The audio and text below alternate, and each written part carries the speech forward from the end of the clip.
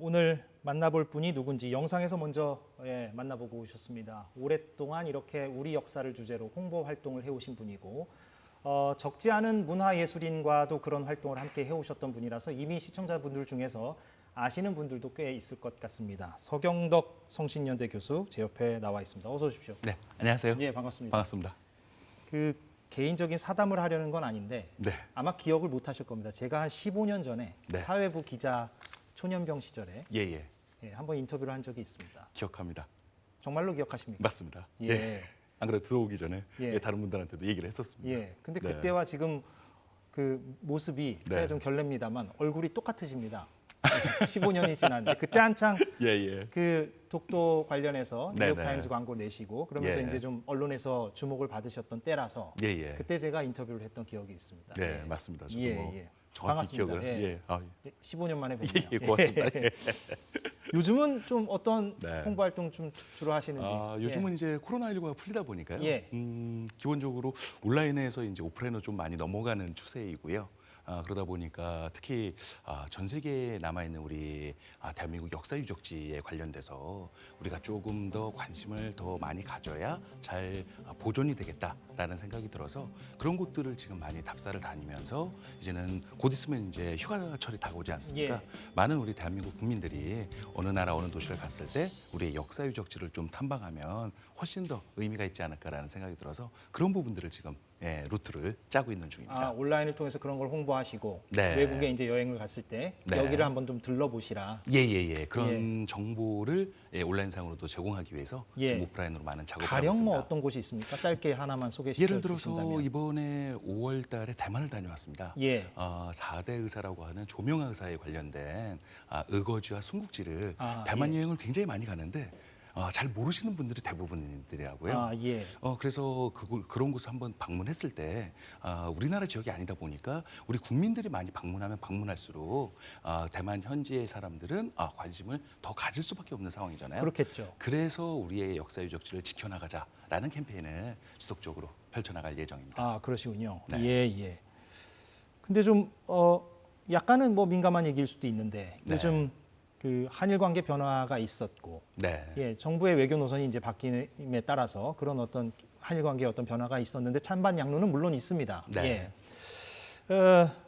일본의 역사 왜곡을 지적하는 그 홍보 활동을 그동안 쭉 해오셨기 때문에 네네. 여러 가지 좀 생각이 드실 것도 같고 좀 어떠십니까 요즘은?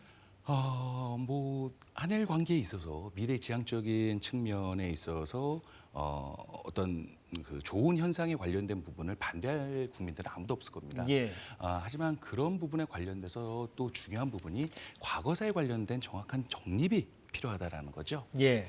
그렇기 위해서는 정말 이 강제징용 문제라든지 일본군 위안부 문제라든지 그런 부분에 있어서에 대한 정립이 저는 정확히 필요하다고 보고요. 최근에도 잘 아시겠지만 기상청 일본 기상청에서도 이 지진에 관련된 보도를 했을 때 독도를 자기네 땅이라고 이렇게 표기를 하는 등 다양한 지금 독도 도발도 계속 하고 있는 중이라는 거죠. 어제 오늘 얘기가 아니라 계속 있죠. 그래서 그런 부분에 있어서는 영토 문제는 한 국가의 가장 근간이 되는 부분이기 때문에 그런 부분에서 단호하게 대처를 해야 된다고 저는 생각이 듭니다.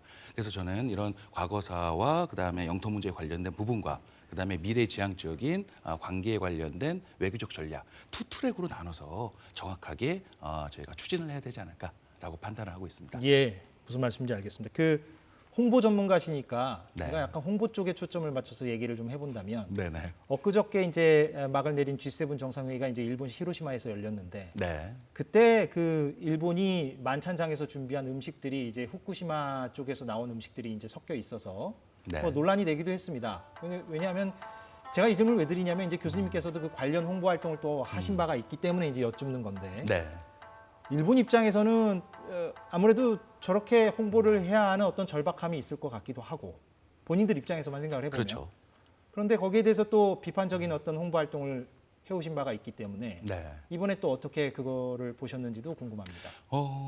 모두들 예상을 했었을 겁니다. G7 회의 때 후쿠시마 오염수에 관련된 부분 그다음에 또 음식에 관련된 부분을 그 외신 기자들을 통해서도 널리 홍보를 하겠다. 국제 여론전을 펼치겠다라는 거는 예상이 됐던 부분이었고요. 예. 하지만 그런 부분들에 관련돼서 일단 뭐 먹어보자 캠페인 뭐 들어보셨을 겁니다. 그런 부분들에 관련돼서 어떤 근거도 없이 일단은 먹는 게 괜찮다. 먹어보자 캠페인은 일본이 추진하는 캠페인이죠. 맞습니다. 안전하다. 예. 라는 캠페인을 오랫동안 펼쳐왔었거든요. 그런 부분에 관련된 정확한 우리나라 국민들뿐만이 아니라 세계인들이 지금 궁금해하는 정확한 오염 치수라든지 아니면 그런 부분에 대해서의 어떤 정확한 데이터를 제대로 공개하지는 않고 무조건 먹어도 괜찮다. 특히 예를 들어서 전 총리죠. 아소다로 총리가 그때 당시 오염수를 마셔도 괜찮다. 라는 망언을 했었습니다. 그래서 그런 부분에 관련돼서 정확한 근거 없이 그런 말만 내뱉어서 될 문제는 아니라는 생각이 들어가지고요. 네. 그때 당시에 You Drink First라고 해가지고 먼저 그럼 마셔봐라. 라고 홍보 활동을 하셨죠? 네, 맞습니다. 그래서 제 5개국어로 인해서 저희가 지금 나오네요. 인스타그램과 페이스북을 통해 가지고 전 세계에 한번 그러면 정확한 근거를 제시해봐라라는 메시지를 좀 전하고 싶었고요. 저게 한 몇 년 전에 그러면 네, 맞습니다. 유통시킨 홍보. 지금 한 4, 5년 전에 시켰던 부분이었고요. 그래서 다국어로 진행을 하면서 많은 세계인들이 함께 동참을 해주셨고 그런 부분들에 있어서 세계적인 여론을 가지고 우리는 어떤 우리만의 방식도 물론 중요하겠지만 국제사회의 어떤 공조를 통해서 객관적인 데이터를 그들이 오픈할 수 있는 그런 장을 만드는 게 저는 가장 중요하지 않나라고 생각하고 있습니다. 예.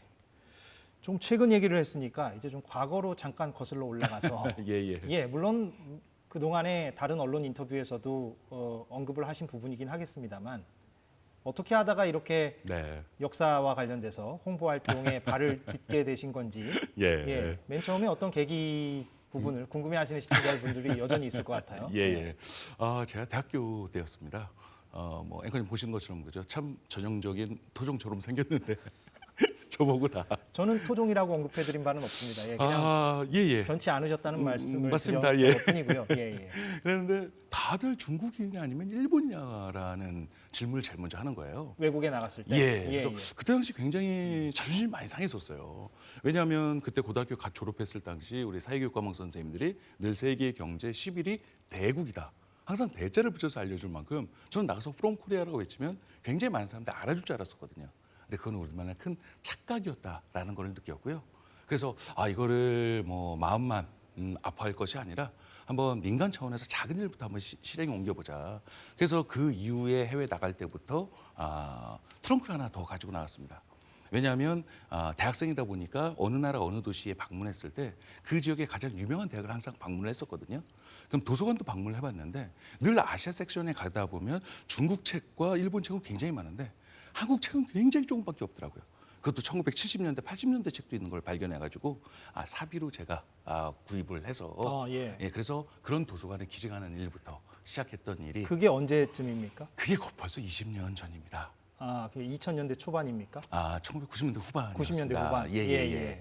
그렇게 작게 시작했던 일이 어떻게 보면 2005년도에 일본에서 시마네현이죠. 다케시마의 날 조례 제정을 제정하면서 더 이상 이제는 조용한 외교만 가지고 우리가 독도를 지킬 수는 없겠다라는 생각이 들어서요. 이제는 세계적인 여론을 가지고 일본 정부가 무엇을 잘못됐는지 좀 압박하는 전략도 굉장히 필요하겠다.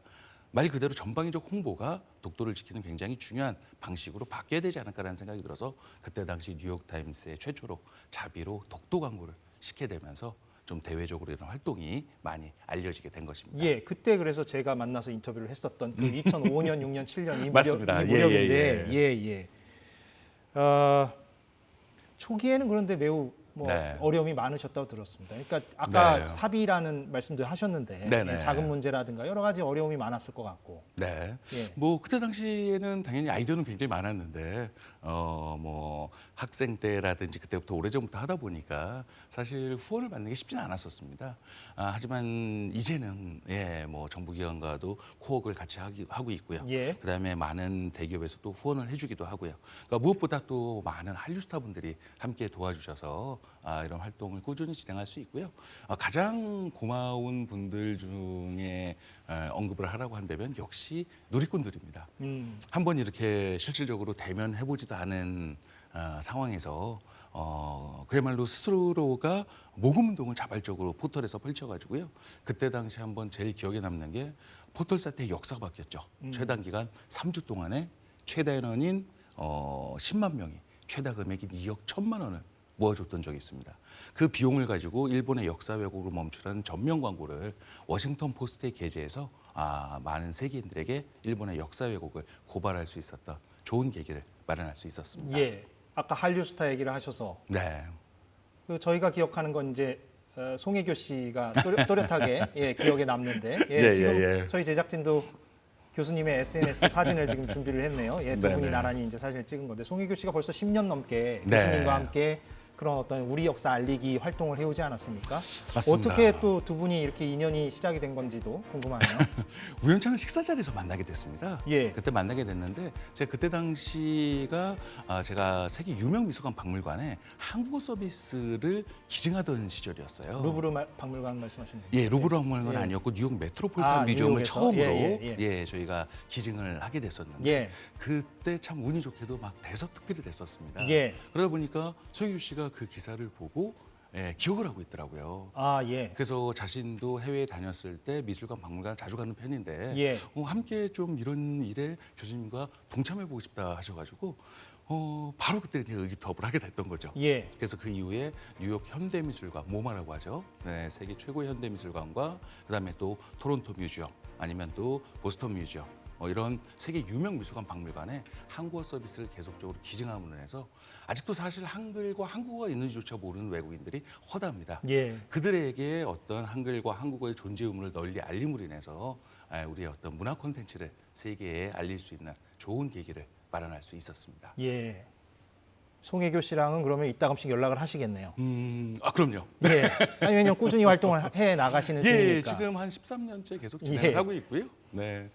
종종 저렇게 보고 같이 셀카도 찍고 있습니다. 그런데 제가 오늘 아주 짧게 뭐 좀 불편한 질문일 수 있는데 근데 일각에서는 이제 교수님의 그런 활동이 참 개인적으로 정부가 해야 할 일을 어떻게 보면 개인이 한 것이고 높게 평가하시는 분들이 많지만 또 한편에서는 독도 문제 관련해서는 이게 우리가 시료 지배를 하고 있는데 그거를 외국에 우리 땅이다라고 알리는 그 행위가 오히려 결과적으로는 독도가 마치 한일 간의 어떤 영유권 분쟁이 있는 지역인 것처럼 인식하게 만드는 역효과가 있는 게 아니냐라고 지적하시는 분들도 있고 사실 알고 계시잖아요. 그런 논리에 대해서도 어떻게 여기에 대해서는 생각을 하십니까? 늘 저도 고민을 많이 하는 부분입니다. 그래서 저희가 이제 이런 광고 캠페인을 할 때 뭐 예전에는 광고에 있어서 가장 중요한 거는 매체 선택과 타겟을 저희가 일단은 중요시 여기지 않습니까? 그런 부분에 있어서는 뭐 뉴욕 타임스, 워싱턴 포스트, 월스트리트 저널 이런 세계적 유력 매체에서 요즘은 구글이라든지 아니면 또 뭐 웨이보라든지 이런 다양한 매체의 온라인 쪽으로 넘어왔었는데요. 그때마다 우리가 했던 부분이 역시 시효적 지배를 하고 있기 때문에 문화 콘텐츠를 활용하자. 그래서 광고 컨셉도 굉장히 많이 바꿨습니다. 예를 들어서 비짓 코리아입니다. 대한민국에 놀러 오세요. 그래서 대한민국엔 다양한 섬들이 많이 있습니다. 서해에는 강화도라는 섬이 있고요. 남해에는 제주도라는 섬이 있고요. 동해에는 울릉도와 독도라는 섬이 있습니다. 이런 아름다운 섬들이 많은 대한민국으로 놀러 오세요. 그러면서 이스시와 독도에 관련된 표기를 해주면서 자연스럽게 저희가 노출을 하고 있고요. 컨셉을 좀 바꿨다는 말씀이시군요. 그렇죠. 그래서 문화관광 콘텐츠를 통해서 우리가 훨씬 더 세련된 방법을 한번 접근해보자. 그래서 또 한 가지 예를 들면은 포항 쪽에서 출발을 해서요. 울릉도와 독도를 돌아오는 세계 국제 요트 대회가 코리안컵 국제 요트 대회가 있습니다. 그래서 국제 요트 대회가 열리는 부분을 저희가 사진으로 담아가지고요. 그거를 월스트리트 저널 전 세계판의 광고를 통해서 이런 스포츠 행사를 통해 가지고 알리는 방법도 취하고 있는 중입니다. 알겠습니다. 오늘 너무 짧게만 만나서 좀 아쉽네요. 15년 만에 만남인데. 근데 시간이 다 돼서 좀 여기서 마무리를 좀 해야 할 것 같습니다. 오늘 알겠습니다. 나와주셔서 너무 고맙습니다. 다음에 또 찾아뵙겠습니다. 고맙습니다. 서경덕 교수였습니다. 고맙습니다. 사사건건 여기까지 하겠습니다. 내일 오후 4시에 다시 돌아오겠습니다. 고맙습니다.